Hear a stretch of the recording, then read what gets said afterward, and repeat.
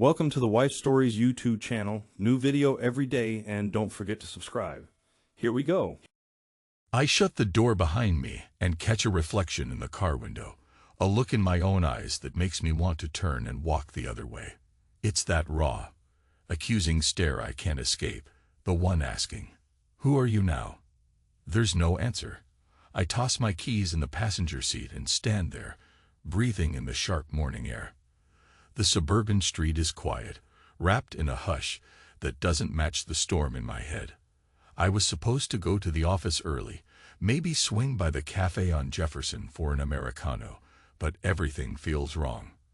For a few seconds, I just stand on the driveway in front of our modest ranch-style house, remembering how she and I picked it out together. 8 years ago, when I moved from Seattle to take that job here in the Chicago suburbs. It had seemed so full of promise back then. Now I'm leaving it behind with a bitter taste in my mouth. I climb into my car and start the engine. The seatbelt tugs across my chest, a trivial discomfort, yet it ignites a flare of anger that's been simmering in my gut for weeks. All these small, everyday constraints, buckles, ties, belts, they feel like they're strangling me. I yank the seatbelt into place and pull out, noticing through the rearview mirror how the house already looks like a stranger's. Good. I need distance. No ring on my finger today. I left it on the sink last night. She noticed. Or maybe she didn't. She'd been too busy crying and throwing half-formed apologies my way. Her voice had cracked like she could hardly breathe. But I didn't speak. Didn't trust myself to. I just stood there, arms stiff at my sides, thinking about the courier who'd brought me that damn box a month ago. That's how it started, or at least how I learned it. The courier had knocked on my door with a package addressed to someone named Mark Sato. I'd looked at him with confusion. "No, that's not me," I'd said. But the courier insisted. Something about a mix-up at the warehouse, or a misread label. I had no idea who Mark was, but I signed with my usual scrawl and took the box in. It was heavier than I expected. When I opened it, I saw Japanese characters on a sleek wooden case. Inside lay a knife with a curved blade, obviously expensive.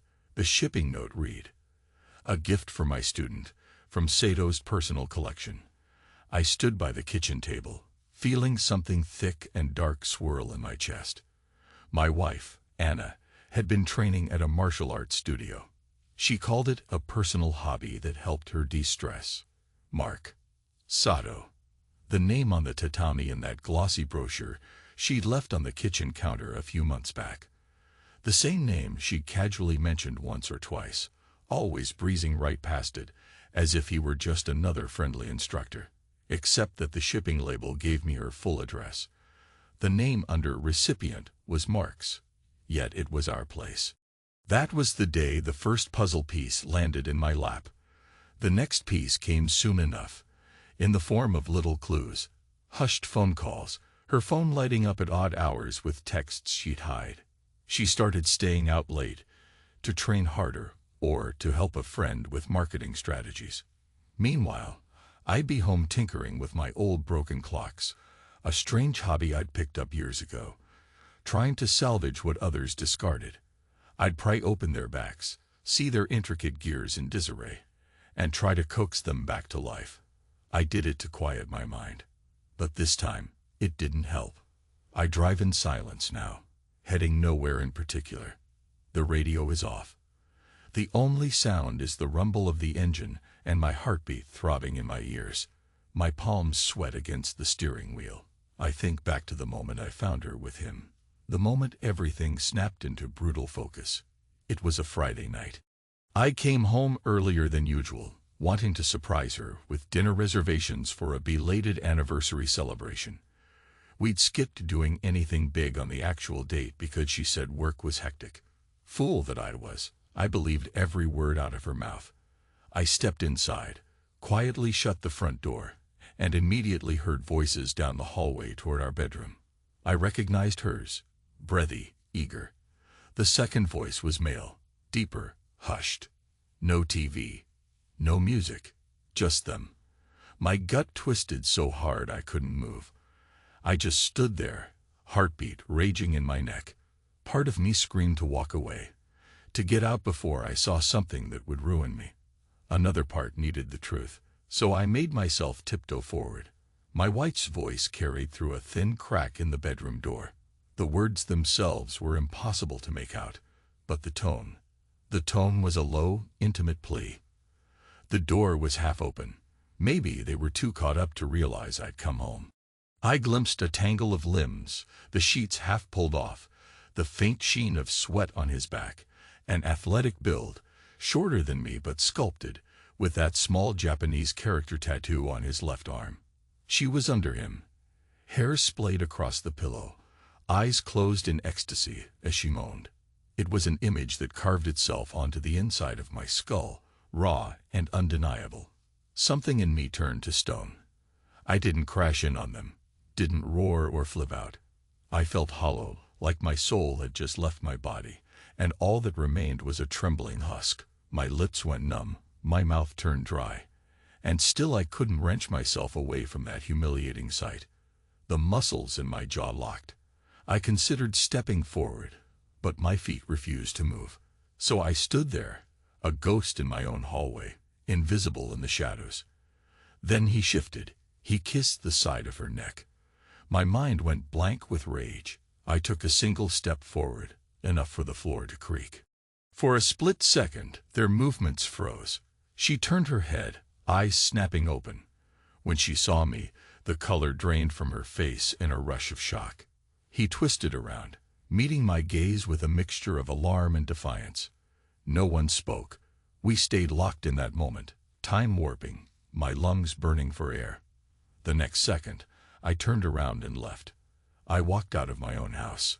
I know I slammed the door, but I barely heard it. My mind was a cacophony of pulse and fury. That was how I discovered it for sure. The next few hours were a blur.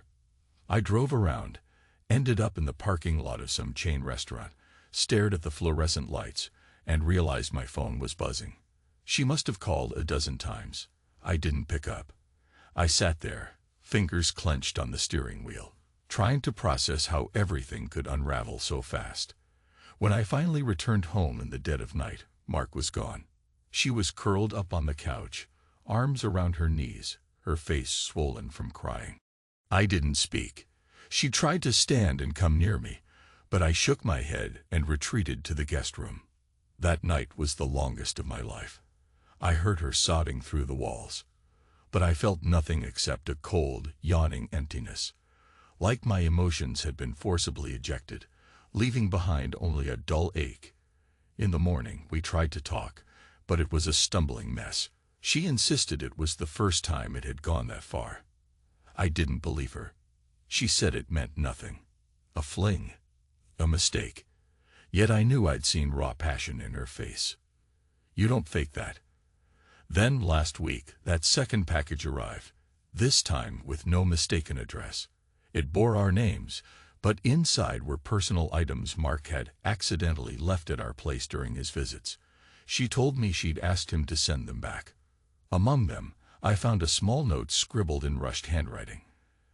Asterisk for the record, I never meant to hurt you. Asterisk no signature, but I knew it was him. Almost like he was half apologizing to me, half challenging me.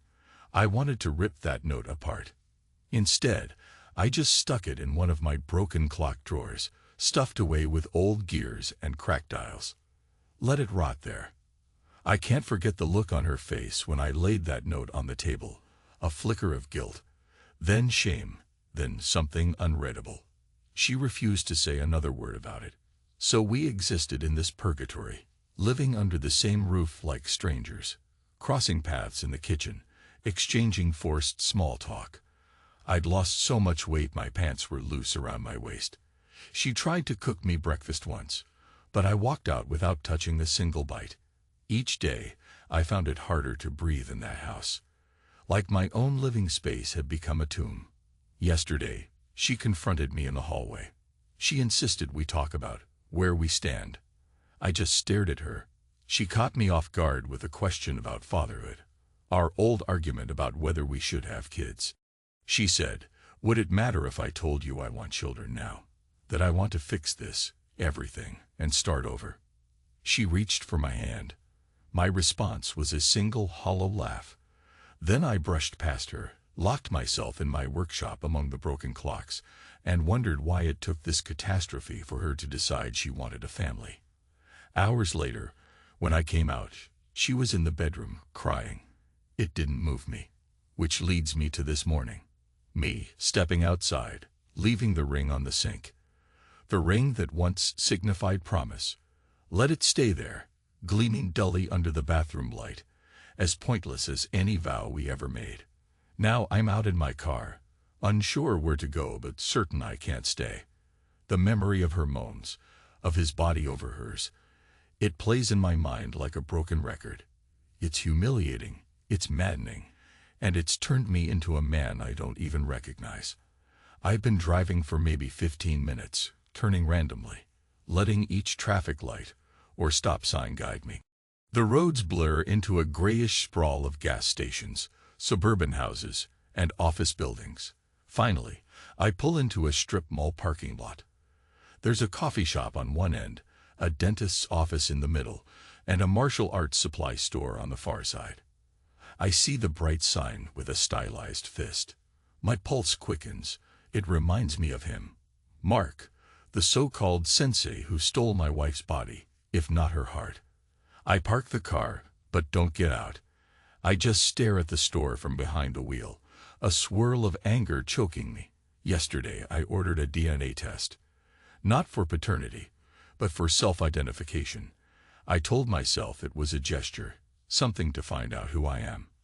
Maybe I hoped the results would show I have some hidden lineage, some great warrior or brilliant mind. Maybe I'm just searching for a piece of my identity I can salvage, because the rest is in shambles.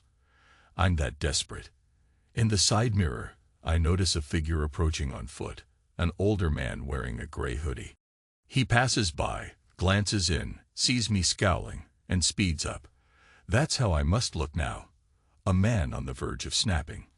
I close my eyes, exhale, and turn the key to shut off the engine. If I'm going to settle anything, it's not by sitting in a parking lot like a caged animal. I step out and walk. My breath escapes in short puffs. I'm not even sure where I'm headed until I realize my feet are taking me toward her workplace. Anna, my wife, still my wife, at least on paper, works in a marketing consulting firm not too far from here. Perhaps I'm seeking some confrontation, or maybe just the slightest chance to see if she's still the same woman I married. As I drive again, weaving through traffic, I remember the first time we met, back in Seattle. She was visiting a friend.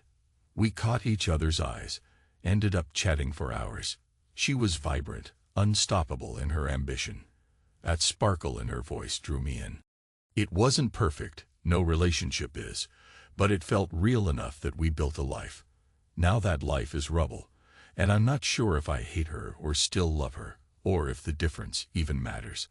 I pull into the office complex. My watch reads 9:47 a.m. Her car is there, the dark blue sedan. I park next to it. My heart rattles in my ribcage. Why am I here? The ring is off. I've basically walked out. Shouldn't I just let it go and move on?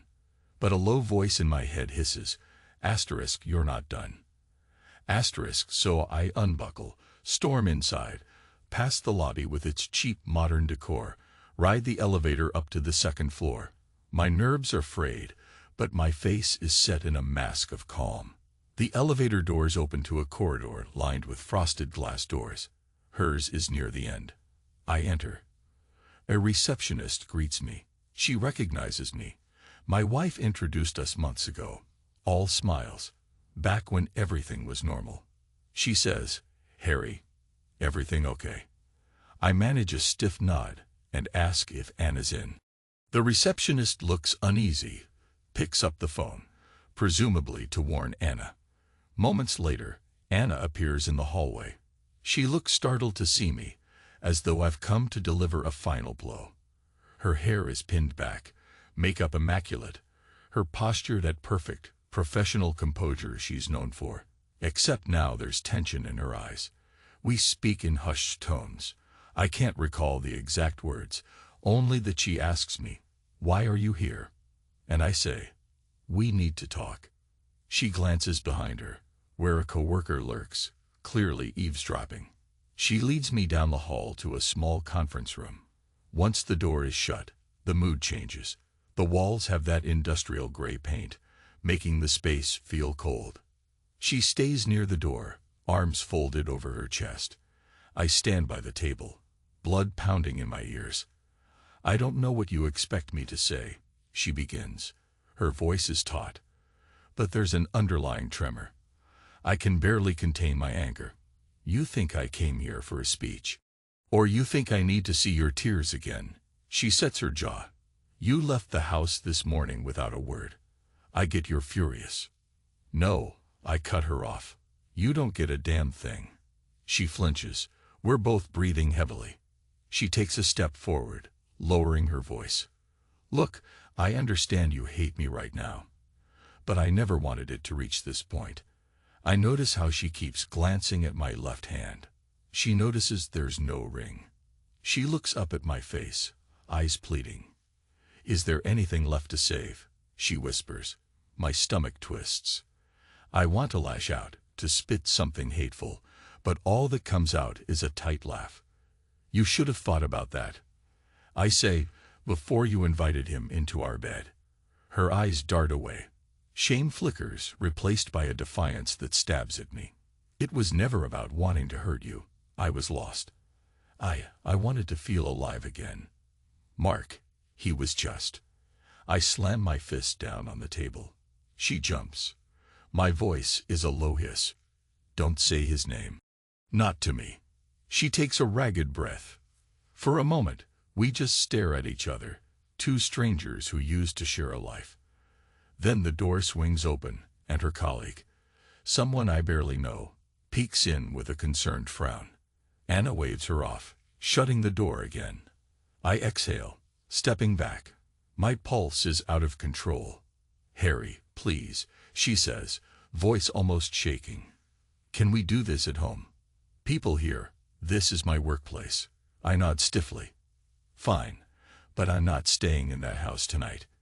If you want to talk, it'll be on my terms." She looks confused, as though trying to piece together what that means. I spin on my heel and leave before she can ask. My footsteps echo down the corridor, my entire body trembling. I pass the receptionist, force a curt nod, and exit the building. Outside, the air is crisp, the sun bright. It feels surreal that the world keeps spinning, that everything beyond my personal hell is still normal. The act of walking back to my car helps me gather the fragments of my composure. My heart is pounding so fiercely it aches. As I merge onto the main road, I realize my hands are shaking on the wheel. I pull over, press my forehead against the steering wheel, and try not to scream. I think about what revenge even looks like. A part of me wants to confront Mark with fists, to smash his cocky face. Another part wants to punish her, to withhold any semblance of closure. But neither option feels like it will give me peace. I recall the old adage, asterisk revenge is a dish best served cold. Asterisk my brand of coldness has been silent, internal.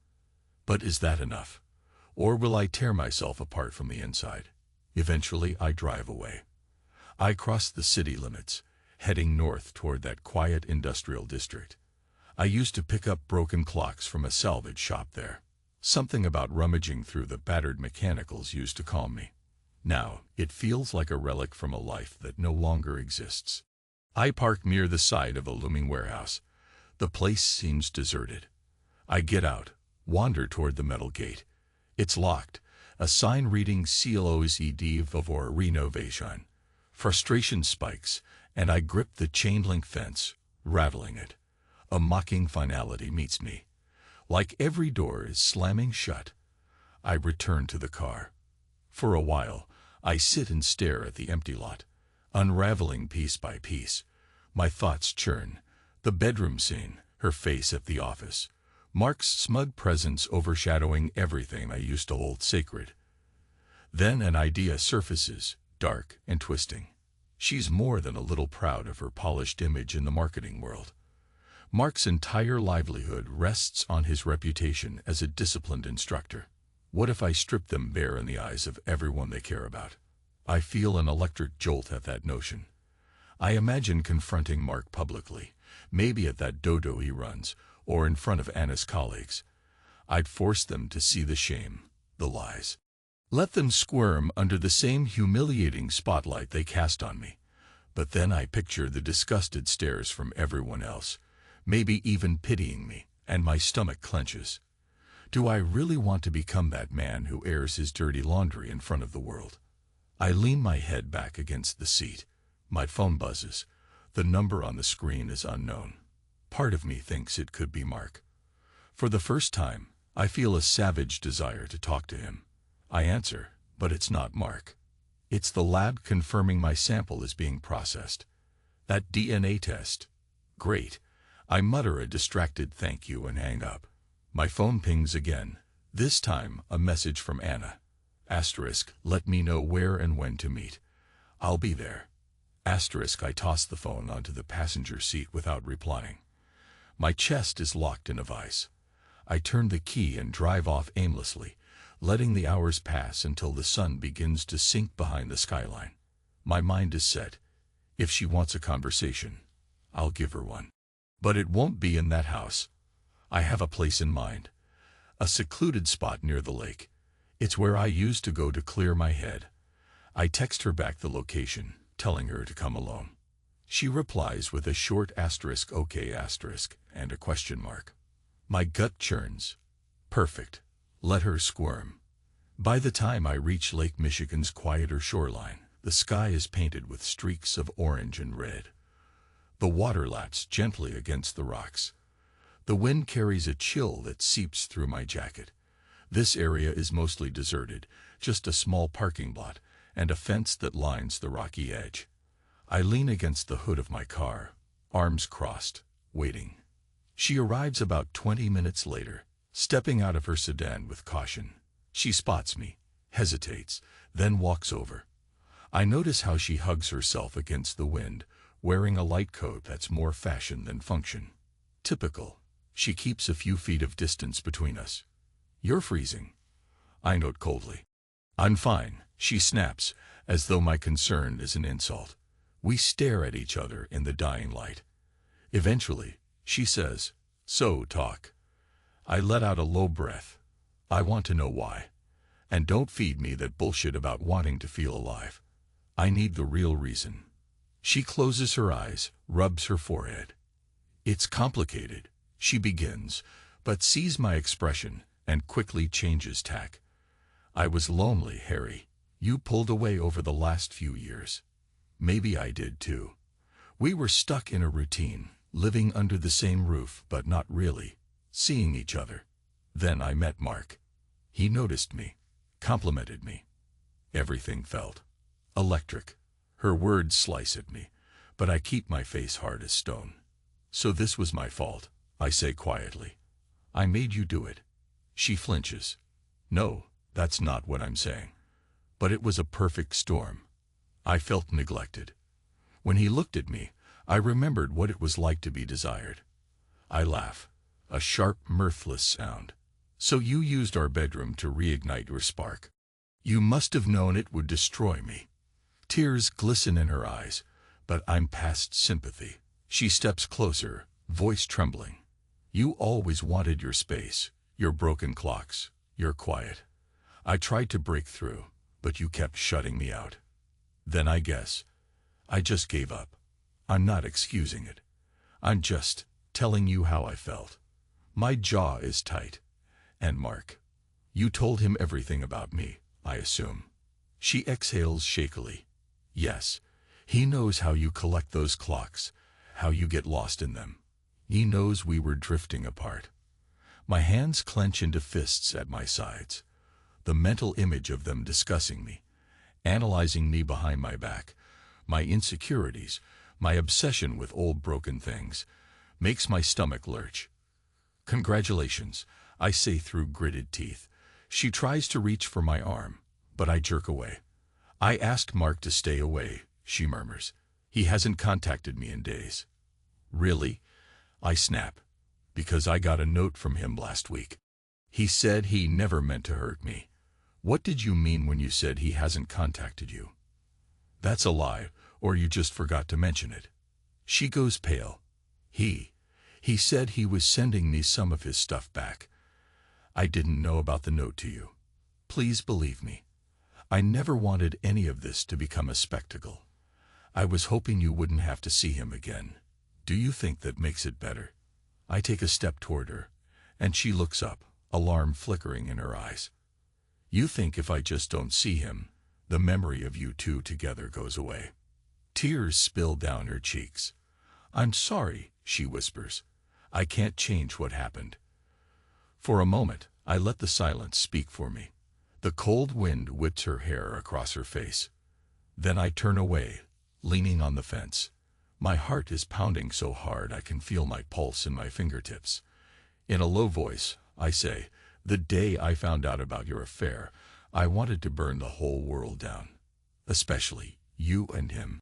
But I realized something. I'm not even sure who I am anymore. That's why I sent in a DNA test. I was hoping it might give me some revelation about my heritage, or confirm something unique. Something that might anchor me, now that you've ripped me to pieces. She stares at me in confusion. Harry, that's pathetic. I laugh bitterly. I know, but I needed some sense of identity, because you were my life for 8 years. And you taught me that apparently I'm worthless enough that you needed someone else's touch. She cries harder, shoulders quaking, but I feel no urge to comfort her. I stay rigid, letting her tears fall. Eventually, she gulps a breath. I know you can't forgive me easily, but if there's any chance at all, I want to fix this. Anger flares. Fix. This isn't a loose cupboard door or a glitch in your marketing pitch. This is our marriage you blew up. She nods, tears shining in the dim light. I know. And still, I'm here, telling you I want to try. My teeth grind. What about Mark? Her voice is small. Mark is done. He's not part of my life anymore. I choose you, if you'll have me. I recoil. So you pick me only after the damage is done. A tortured silence settles. We hear the distant sound of water lapping against the rocks. A seagull shrieks overhead, as if mocking the tragic scene. I realize that my shoulders are trembling, not just from the cold, but from the anger bottled up inside me. I remember the instructions I gave myself. Asterisk, show no mercy. Asterisk, but there's a flicker inside me that wonders if that's who I really want to be. A punisher, an executioner. I turn to face her, crossing my arms. We'll see. I say, voice brittle. I'm not promising you a damn thing. But I want you to remember this feeling, because I'm not about to sweep it under the rug. She nods. Whatever you decide, I'll accept. Her voice cracks. I hold up a hand to silence her. No more. Go home. I'll be in touch. She blinks, lips trembling, and nods. Then she walks away, headlights flaring as she reverses out of the lot. I stay behind, letting the darkness settle in. The outline of Chicago's distant skyline glitters faintly to the south. For the first time that day, I feel something close to calm. Not peace, exactly, but a numb clarity. If she thinks I'll just hand out forgiveness, she's got another thing coming. The question is, do I want vengeance or closure? My phone buzzes again. I glance at the screen. Unknown number. Against my better judgment, I pick up. The voice on the other end is unmistakable. It's Mark. He says my name quietly, as if testing it. Harry. A wave of hatred surges through me. How the hell did you get my number? There's a brief silence. Then he says, Anna gave it to me months ago for something else. I never meant. Cut the crap. I growl, stepping away from the fence, pacing like a caged animal. What do you want? His tone stays calm, infuriatingly so. I want to talk. I know it's messy, but maybe we can settle this face to face. My laugh is hollow. Settle it, huh? Why? So you can tell me how you didn't mean to sleep with my wife. He exhales. It's more complicated than that. But yes, I want to clear the air. I almost smash my phone against the fence. Instead, I close my eyes and swallow the surge of rage. My voice drops to a cold monotone. Fine. Where? He suggests a neutral spot, some cafe near his dojo. My hands tremble with the desire to wring his neck, but my curiosity is piqued. Maybe confronting him in person, letting him see the damage he's wrought, is exactly what I need. Or maybe it's a chance to break him like he broke me. Tomorrow, 5 p.m., I say curtly. Send me the address. Thank you, he says, voice subdued. I know this is. I hang up before he can finish. My entire body feels like a live wire. I stand there under the moonlight, fists clenched. Another gust of wind lashes across the empty parking lot. Tomorrow, we'll see who ends up broken. The next evening, I walk into the cafe, if you can call it that. It's more a hole in the wall, half coffee shop, half convenience store. Bright fluorescent lights hum overhead. The smell of stale pastries mingles with cheap coffee. There are only a few small tables, 2 of them occupied by people scrolling on their phones. In the corner, I see him, Mark Sato, the man I glimpsed in that unspeakable moment in my own bedroom. He's dressed casually in jeans and a polo shirt, posture erect, as if he's fresh from teaching a martial arts class. I remember his physique in that moment of betrayal, the defined muscles of his back. My gut burns with resentment. I approach. He stands, tries to extend a hand. I ignore it, and sit. He lowers himself back into the chair. His features are sharp, tan skin, short black hair with a hint of product. There's an intensity in his eyes, but he looks tired. For a moment, we say nothing. Finally, I break the silence. Talk. He runs a hand through his hair. I'm sorry to do this in a public place, but I figured it's safer for both of us. Afraid I'll snap. I sneer. He meets my gaze. If I were in your shoes, I wouldn't blame you. But I asked you here because I owe you an explanation, or at least an apology. A bitter laugh escapes me. An explanation. You think hearing your side will make it better? He shakes his head, clasping his hands together. No, I'm not naive. But Anna, your wife, she came to me after classes. We talk, sometimes grab a coffee. She seemed lonely. And it just happened. I didn't plan it. I clench my teeth. Nothing just happens. You made a choice. He nods. You're right. We both did. And it was wrong. I don't excuse it. My jaw tightens. Go on. He inhales. I'm not trying to be a saint, but my father died when I was young, and ever since, I've pushed myself to prove that I'm strong, capable, wanted. That drive, it can turn toxic. I saw in Anna a reflection of my own emptiness, so we filled it with each other. He grimaces. I'm not telling you this for pity, just so you understand. Every muscle in my body is coiled. I imagine flipping the table, smashing his face until the smug calm disappears. But I force myself to hold still. You said you never meant to hurt me, I say bitterly. Yet you did, and you didn't stop until I walked in on you. He lowers his gaze. Yes, we crossed a line. If I could take it back, I would. I told her after that day we should end things for good. Which day? I demand. The day you got caught. His face reddens slightly. Yes. I stare at him, the tension crackling. Then I glance around the cafe, noticing an older couple sipping coffee not far away, eyes drifting toward us. This is too public, but maybe that's a good thing. It keeps my rage in check. So what do you want from me, Mark? Forgiveness. A handshake. He shakes his head vigorously.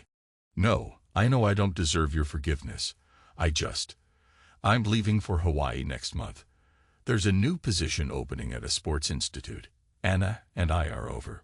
Whatever fantasies we had, we killed them. I don't want to wreck your life further. I bark out a short laugh. Too late for that. He bows his head. I know. I glare at him. My voice trembles with barely contained fury. If you cared at all about the damage you've done, you'd vanish from Chicago and never show your face again. He meets my gaze, a mix of shame and acceptance. That's exactly what I'm doing, he says softly. I'll be out of your life. I wish there was more I could do. I slump back in my seat, an unexpected wave of exhaustion crashing over me. For all my fantasies of revenge, seeing him like this, contrite, subdued, feels oddly hollow. I pictured him as an arrogant jerk. Maybe part of him is. But there's also a wounded man behind that veneer. Not that it changes anything. After a silent moment, I stand. I don't want your regrets. Just stay away from her. Stay away from me. I lean over the table. If you ever contact Anna again, I'll find you. Understood. He nods. I can see a flicker of fear cross his face. Understood. I turn and stride out, heart pounding. Outside, the evening air smacks me in the face, a sudden reminder that none of this changes the betrayal. He's leaving, but the memory remains. My breath fogs in the cold air. At least I finally confronted him. The act has drained me, but some twisted part of me wonders if this is the closure I needed, or if I still haven't found it. 2 nights later, I'm alone in the house again. Anna's in a hotel, giving me space. She texts me occasionally, offering to bring me groceries or help with chores, to which I don't respond. I see her messages pile up. Part of me basks in her desperation, but mostly I feel numb. I wander around the living room, looking at the pictures on the walls. Our wedding photo from 7 years ago, a smile that once felt genuine. My gaze drifts to this shelf, where I keep the broken clocks I've repaired. They're lined up neatly, each with its own history. On impulse, I pick one up. It's an old wooden mantel clock with a cracked face. I remember finding it at a garage sale. I'd spent hours carefully readjusting its gears, patching the damage. I open the back panel. The ticking inside is steady. It occurs to me that for all these clocks I've fixed, I haven't managed to fix my own marriage. I carry the clock to the kitchen, set it on the table next to that hateful note from Mark I'd stuffed into a drawer. I pull the note out, read it again. Asterisk for the record. I never meant to hurt you. Asterisk, my stomach twists, recalling his voice in the cafe. I tear the note in half, then into smaller pieces, dropping them in the trash. That's one piece of closure. My phone rings. The lab. I answer with a flicker of hope, some bizarre part of me expecting them to say I'm descended from kings or geniuses. The reality is more mundane. They confirm my results are ready and direct me to an online portal to view them. Once we hang up, I open my laptop, curiosity piqued. A few clicks, and I see the breakdown. Mostly Northern European, some fraction from other regions. Nothing dramatic or unusual. No hidden samurai lineage. No great secret. Just an average man with an ordinary genetic makeup. I close the laptop. A mirthless laugh bubbles in my throat. Asteriski wanted a sign that I'm more than this. But maybe I'm just me. Nothing special. Asterisk. And then a chill honesty dawns on me. If my sense of identity can be annihilated by one betrayal, maybe it was never as strong as I thought. Maybe I built my life around delusions. I look down at my hands. They're trembling. The weight of shame, anger, sorrow, they all converge into a single hot wave. Suddenly, I grab the wooden mantel clock and fling it against the wall. It hits with a dull crack, parts shattering. The sound reverberates through the empty house. My breath is ragged. Pieces of glass and wood litter the floor. Something in me unravels completely. That night, I barely sleep. I lie on the couch, drifting in and out of nightmares. Dreams of Anna's laughter turning into moans for someone else. Dreams of Mark stepping over me with a victorious grin.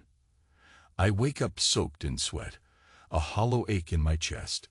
My ring sits on the bathroom sink, mocking me every time I pass by. In the morning, I call Anna. My voice is hoarse, but steady. I want to talk. At the house. Noon. She agrees, sounding relieved. The hours drag by, but at last, her car pulls up. She steps inside, cautious, as if stepping into a minefield. She's holding a small bouquet of white lilies. I don't even blink at them. She places the flowers on the coffee table. Thought they'd lighten the mood, she says quietly. I glance at the shattered clock pieces in the corner.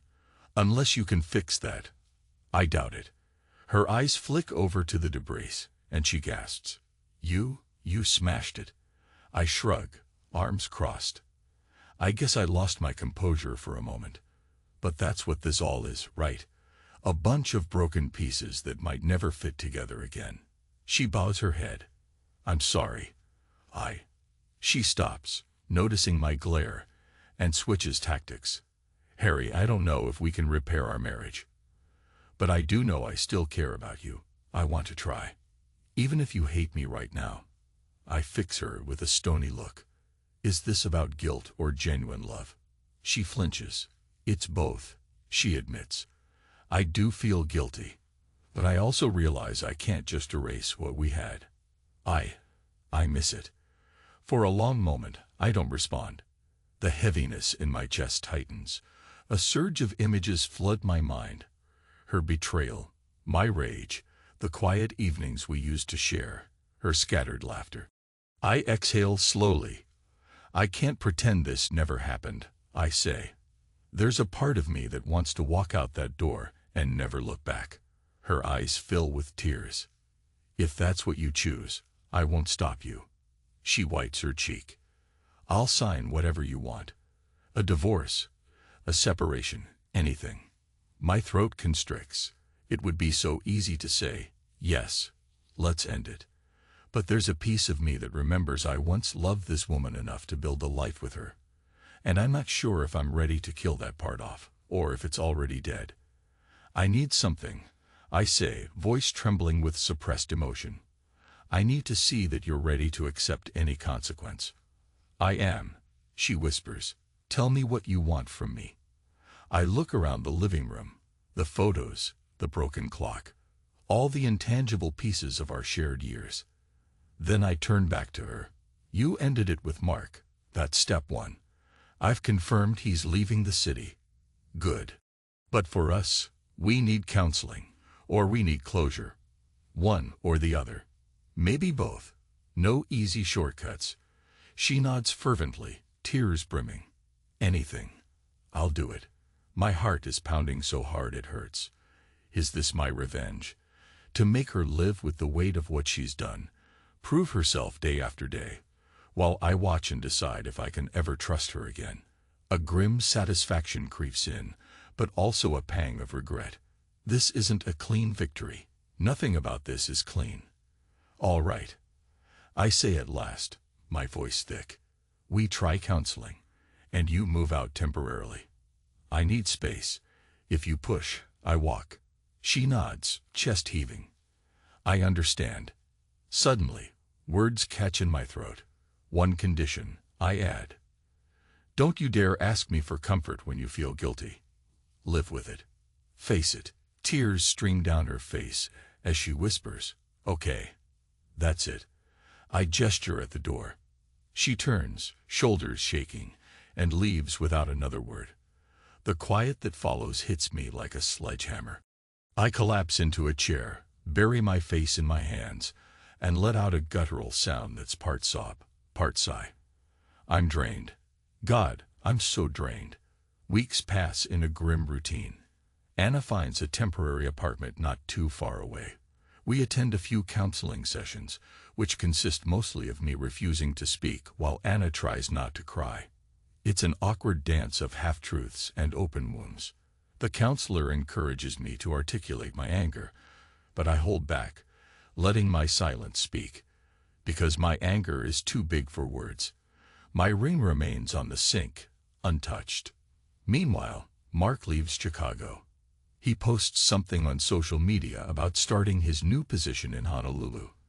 I catch a glimpse because Anna shows me with trembling hands, like an offering. Maybe she wants me to see that it's truly over, or maybe she's hoping I'll have closure. I grit my teeth and stare at the photos of him beaming on a sunny beach, some martial arts facility behind him, everything looking bright and hopeful. It makes me sick to my stomach. At night, I lie awake in my big empty bed, mind racing. My job performance slips. My boss calls me in to ask if I'm okay. I tell him I'm dealing with personal issues, and he nods sympathetically. The pity in his eyes sets my teeth on edge. One night, I head back to that battered workshop corner of my house. I gather the shards of the mantel clock, piece by piece. I set them on my workbench, determined to see if I can salvage it. As I reassemble the gears, I find my hands are steadier than expected. It's a slow, methodical process, fitting each gear, aligning the pivot holes, adjusting tension. I realize it's how I used to handle my life problems, by dissecting them logically until I found a fix. But this isn't just a clock, and the damage to my marriage runs deeper than any gear train. Still, I persist, eventually closing the backplate. The clock will bear scars, but at least it might tick again. After hours of this painstaking work, I win the clock and set it upright. A faint ticking emerges. A small sense of accomplishment flickers in my chest, overshadowed by heartbreak. Maybe that's my life now, moving forward, broken but functional. Anna and I keep going to counseling. I speak more now, though every word feels like a jagged shard. I keep revisiting that bedroom scene in my head. Her moans, his body overshadowing hers. The counselor gently coaxes me to express the betrayal, the sense of emasculation and utter devastation. When I finally do, Anna breaks down sobbing, apologizing until the session ends. Outside, she tries to take my hand. I step back, shaking my head, tears burning in my own eyes. We part ways, her shoulders slumped. Gradually, the tension changes shape. I wouldn't call it healing. It's more like a day-by-day battle. Some days, I consider giving her the divorce papers. Other days, I see a flicker of the woman I once loved and wonder if we might rebuild from the rubble. The ring still stays off my hand, because I'm not the man I was before. The final push comes on a stormy afternoon. We have a counseling session that cracks open the raw center of it all. I speak about how I felt worthless, how my identity revolved around being her husband, how seeing her in another man's arms shattered my sense of self. She admits that she's terrified I'll never let her back in, that the guilt will consume her. Our counselor listens, quietly guiding us to articulate the unspeakable. By the end, we're both drained. The counselor suggests we decide whether we remain in limbo or move forward with genuine steps toward reconciliation or separation. Outside, the rain pelts the windows. Anna looks at me with tears glistening. She's soaked from the short walk to her car. My own hair drips onto my collar. I can smell the dampness, the electricity in the air. Neither of us can muster words. We ride the elevator down in silence, the ding of each floor marking seconds that feel like hours. In the lobby, we stop. She finally speaks, voice trembling. We can't keep punishing each other forever. I stare at her, exhausted. No, we can't. She takes a shaky breath. Do you want me to sign divorce papers? If that's your answer, I'll do it. But if there's even a speck of hope, if you think we can be something again, I'm begging you to take that chance. The truth roils inside me. I open my mouth, close it, then open it again. I don't know if it's possible to fully move on from what you did, but maybe I can try. If you're all in, my throat tightens. And if you betray me again, that's it. There's no second chance. She nods fervently, tears spilling.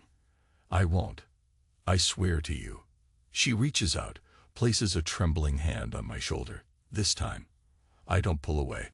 I feel her warmth through my damp jacket, and it sends a confusing jolt through me. Minutes later, we step out onto the sidewalk. The rain has slowed to a drizzle. She hesitates, then moves under my small umbrella, close to my side. I can smell her shampoo, a bittersweet reminder of all the mornings we used to share. We walk toward the parking lot in silence.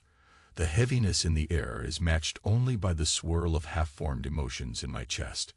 Resentment, lingering love, anger, longing, an odd sense of relief. At her car, she turns and hugs me. At first, I freeze, uncertain. Then, slowly, I let my arms circle her.